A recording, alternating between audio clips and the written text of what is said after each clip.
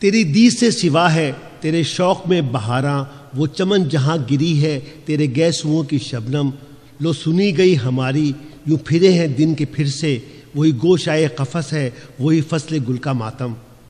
فیض احمد فیض ہمارے عہد کے نامور شاعر، صحافی، دانشور 13 فروری 1911 کو کالا قادر، جسے اب فیض نگر کے نام سے جانا جاتا ہے، ضلع سیالکوٹ میں پیدا ہوئے. والد چودھری سلطان محمد خان بیرسٹر تھے. 1915 میں تعلیم کا آغاز حفظ قرآن سے ہوا. 1927 میں مشن ہائی اسکول سیالکوٹ سے میٹرک کیا.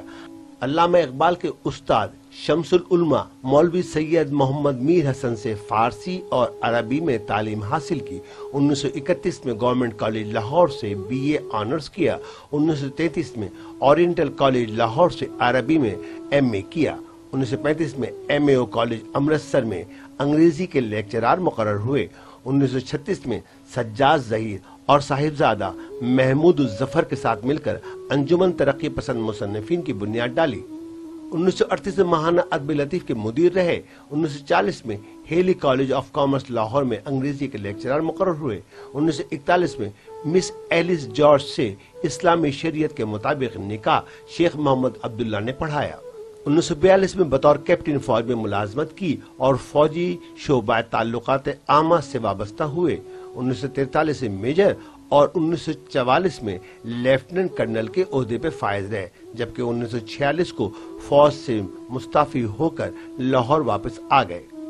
قیام پاکستان کے بعد 1947 تا 1958 پروگریسو پیپر لمیٹڈ کے تحت شائع ہونے والے روزنامہ پاکستان ٹائمز، امروز اور ہفت روزہ لیل و نہار کے مدیر اعلیٰ رہے. 1948 سے مزدور رہنما کی حیثیت سے عالمی ادارہ محنت کے اجلاس منعقدہ سین فرانسسکو امریکہ میں شرکت کی. 1949 میں عالمی ادارہ محنت کے اجلاس منعقدہ جنیوا میں شرکت کی. 1950 میں پاکستان ٹریڈ یونین فیڈریشن کے صدر منتخب ہوئے. 1951 میں سیفٹی ایکٹ کے تحت 9 مارچ کو گرفتار اور راولپنڈی سازش کیس کے الزام میں 4 سال تک مختلف جیلوں میں مقید رہے. 20 اپریل 1955 کو 4 سالہ قید سے رہائی ملی. 1958 میں سفر تاشقند کیا. اسی سال دسمبر 1958 میں دوسری بار سیفٹی ایکٹ کے تحت گرفتاری. روزنامہ پاکستان ٹائم، امروز اور لیل و نہار مارشل اللہ حکام نے اپنے قبضے میں کر لیے. 1959 میں ان کی فلم جاگ ہوا سویرا نمائش کے لیے پیش ہوئی. اسی سال پاکستان آرٹس کونسل کے سیکریٹری مقرر ہوئے. 1962 میں روس کا سب سے بڑا لینن امن انعام ملا. 1962 تا 1964 انگلستان میں قیام، بعد ازاں الجزائر، مصر، لبنان، شام، عراق، ہنگری اور دوسرے یورپی ممالک کا سفر اور متعدد کانفرنسوں میں شرکت. 1978 تا 1982 ایفرو ایشیائی سہ ماہی مجلہ لوٹس بیروت کے مدیر رہے. 1983 میں وطن واپس آئے اور لاہور میں مستقل سکونت اختیار کی.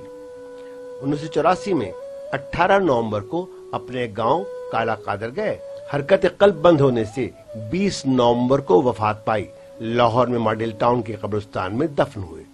آپ کی شاعری کے مجموعی نقش فریادی، دست صبا، زندہ نامہ، دست تیسنگ، سر وادی سینہ، قرض دوستاں، میرے دل، میرے مسافر، سارے سخن ہمارے، یہ سب مجموعے اب نسخہ ہائے وفا کے نام سے یک جلد شائع ہو گئے ہیں.